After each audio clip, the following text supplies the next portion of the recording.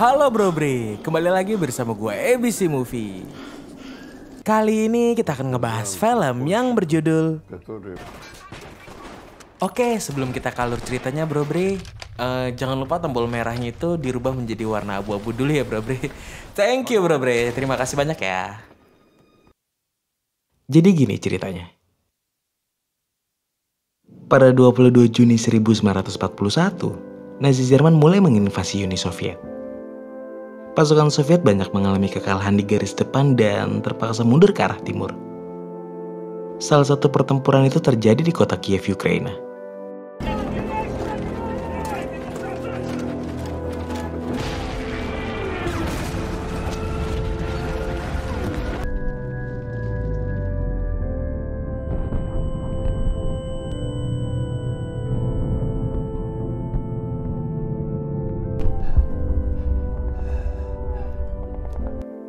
Film ini sendiri merupakan dokumenter kisah nyata salah satu tentara Soviet di situ yang bernama Leonid Bernstein.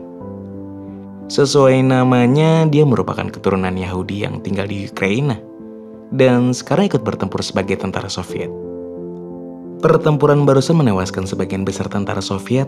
Untungnya Bernstein berhasil selamat. Dia pergi ke desa terdekat dan ditolong sama seorang warga. Ternyata di situ juga banyak tentara Soviet yang lagi bersembunyi. Hari itu tentara Soviet ingin pergi ke hutan untuk bergabung dengan partisan, tapi Bernstein gak diajak karena kakinya terluka.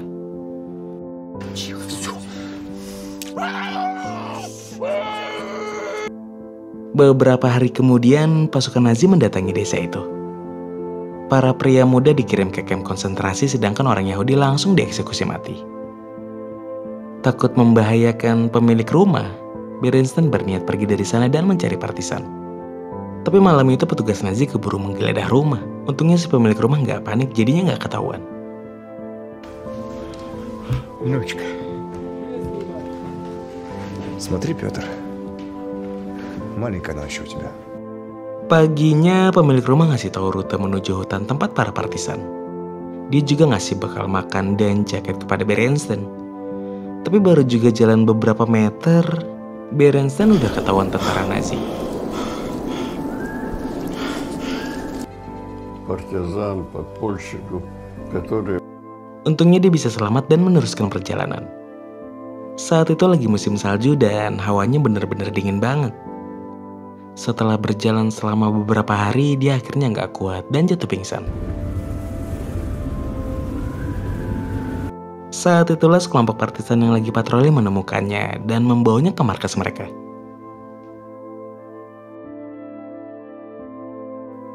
Di depan komandan batalion, Bernstein gak menyebutkan identitas aslinya karena takut akan dikucilkan. Para partisan ini kebanyakan adalah tentara merah yang terpisah dari unitnya. Tapi ada juga warga sipil sampai anak-anak yang bergabung karena keluarganya dibunuh Nazi. Walaupun partisan termasuk bagian tentara merah Soviet, tapi hak yang mereka dapatin gak akan sama. Mereka gak mendapat libur atau cuti. Mereka juga gak dapat fasilitas pengobatan. Jadinya kalau terluka parah disarankan untuk mati aja. Bernstein dimasukkan ke unit intelijen yang tugasnya menghancurkan kereta logistik Nazi. Selain itu partisan juga harus menguasai seluk-beluk hutan dan menjaganya dari pasukan musuh.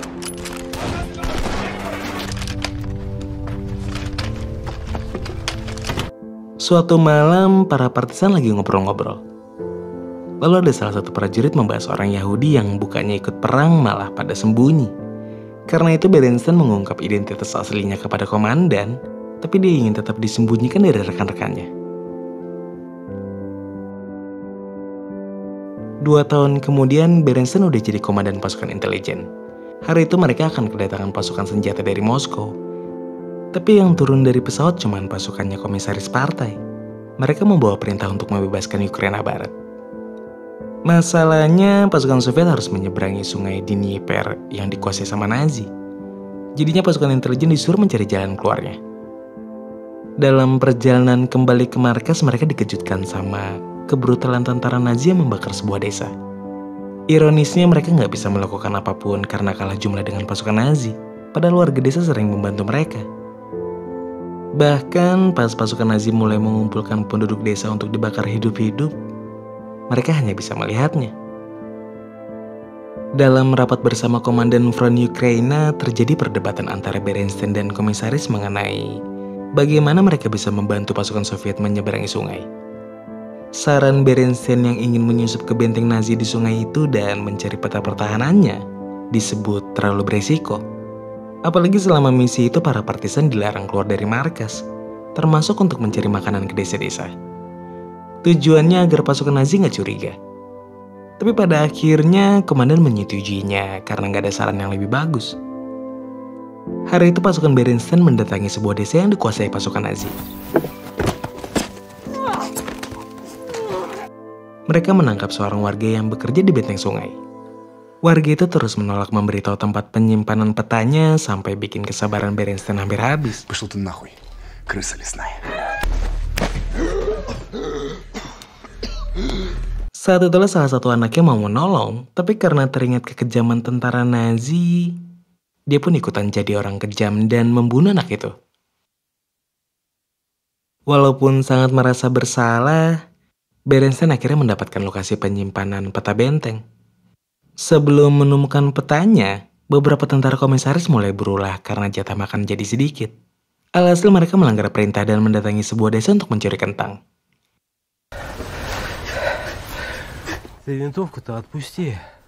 Selain itu ada seorang tentara yang kelewatan di mana dia juga memperkosa seorang wanita. Setelah mengetahui hal itu, Berenstein meluapkan amarahnya ke komisaris yang berusaha melindungi mereka.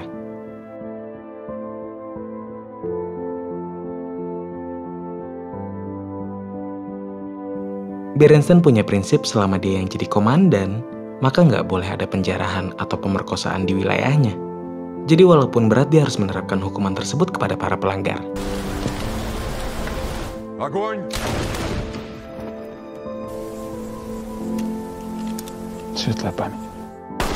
Singkat cerita, misi penyeberangan pasukan Soviet telah berhasil, dan wilayah Ukraina Barat telah direbut kembali dari Nazi. Pasukan Berenstein diundang ke markas besar Front Ukraina untuk merayakannya.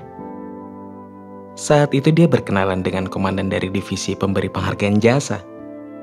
Si komandan ini sangat menghargai jasa Berenstein, tapi dalam identitas palsunya. Sedangkan pada Berenstein si Yahudi dia kurang suka. Dia pernah dikasih surat rekomendasi penghargaan untuk Berenstein, tapi surat itu malah dibakar. Karena udah kesel, Berenstein ngajak komandan keluar.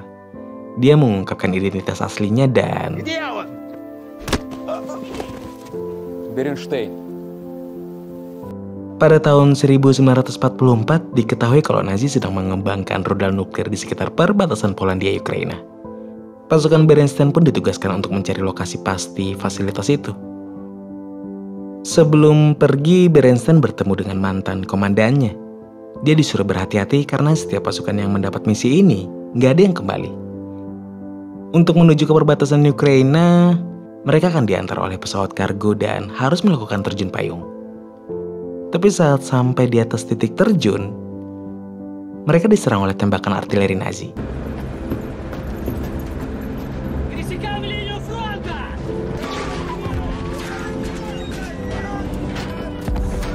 Gara-gara itu mereka jadi kebablasan.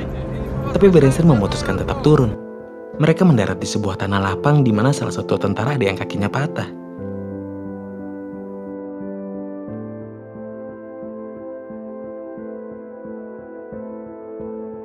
Tempat itu jelas bukan tujuan mereka, karena terjun bukan dari titik seharusnya. Untungnya saat itu ada seorang warga yang lagi di situ dan diketahui kalau mereka ada di wilayah Polandia, sekitar 100 km dari lokasi tujuan. Setelah beberapa hari berjalan, mereka menemukan desa yang udah hangus terbakar. Kondisinya begitu memprihatinkan dengan barang-barang berserakan. Berenstein juga menemukan bekas jam warga yang mengingatkan pada almarhum ayahnya. Saat itulah mereka bertemu dengan seorang warga yang kabur dari kamp konsentrasi. Warga ini merupakan salah satu teknisi yang dipaksa bekerja membangun rudal nuklir Nazi. Katanya rudal ini sangat besar dan daya ledaknya mampu menghancurkan setengah benua Eropa. Walaupun mereka nggak memverifikasi kebenaran orang ini, tapi Berenstein memutuskan untuk mendalami informasi tersebut. Salah satu pasukannya mengingatkan ancaman serius kalau bermarkas di sini yang masih dikuasai Nazi. Tapi Berenstein tetap kekeh dan menyuruh melaporkan ke markas pusat. Selama 2 bulan kemudian, mereka belum bisa menemukan fasilitas pengembangan rudal Nazi dan bikin markas pusat hilang kesabaran. Selama ini udah banyak intel yang terbunuh karena ketatnya penjagaan pasukan Nazi di sekitar situ. Sebenarnya mereka udah mempersempit wilayah yang diduga menjadi tempat pengembangan rudal. Cuman tinggal mencari cara untuk menandai pos-pos Nazi di sekitar situ. Akhirnya mereka minta bantuan warga sekitar yang penampilannya nggak mencolok, seperti pria tua, wanita, dan anak-anak. Tentu aja tugas ini sangat berbahaya, karena kalau kedok mereka ketahuan, tentara Nazi pasti membunuh para warga. Ada juga seorang penghibur yang bersedia menjadi mata-mata. Dia ini sering tampil di markas pasukan Nazi dan mengenal beberapa petinggi Nazi di situ. Malam itu dia membuat lengah petinggi Nazi, sehingga bisa diamankan oleh tentara partisan. Berkat keberanian dan pengorbanan para warga, Berenstein akhirnya bisa mengetahui lokasi fasilitas pengembangan rudal nuklir Nazi. Tapi sebelum melakukan pergerakan lebih lanjut, dia diberitahu kalau ada ratusan orang Yahudi yang ditangkap oleh Nazi dan akan dieksekusi mati. Hal tersebut bikin Berenstein jadi dilema. Di satu sisi tujuan mereka udah begitu dekat, tapi di sisi lain dia juga ingin menyelamatkan orang Yahudi yang kalau dilakukan bisa membahayakan misi pasukannya. Pada akhirnya dia memutuskan untuk menyelamatkan orang-orang Yahudi. Malam itu mereka datang ke kamp konsentrasi, melumpuhkan menara penjaga dan menyusup ke dalam kamp.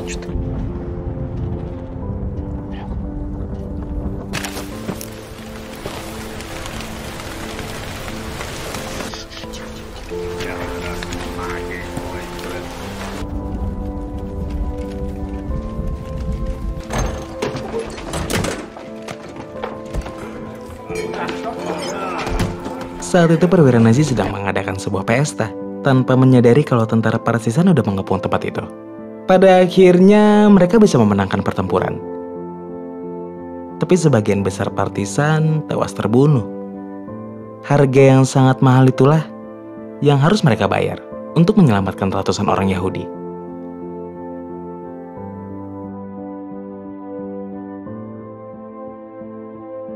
Selain penyelamatan hari itu, pasukan Berenstein juga berpartisipasi dalam misi penyelamatan lainnya. Mereka juga menjadi salah satu faktor penentu dalam pembebasan negara Slovakia dari pendudukan Nazi. Kemudian pada bulan Juli 1944, pasukan Berenstein berhasil menemukan fasilitas pengembangan rudal nuklir Nazi Jerman yang bernama rudal V2. Rudal-rudal itu adalah harapan terakhir Hitler yang akhirnya kalah dalam Perang Dunia Kedua. Dan film pun selesai. Gimana menurut kalian tentang film ini, Bro Bre? Menegangkan dan melemaskan, ora? Bro Bre, itu tombol merah udah jadi abu-abu belum? Sampai ketemu di video selanjutnya ya, Bro Bre.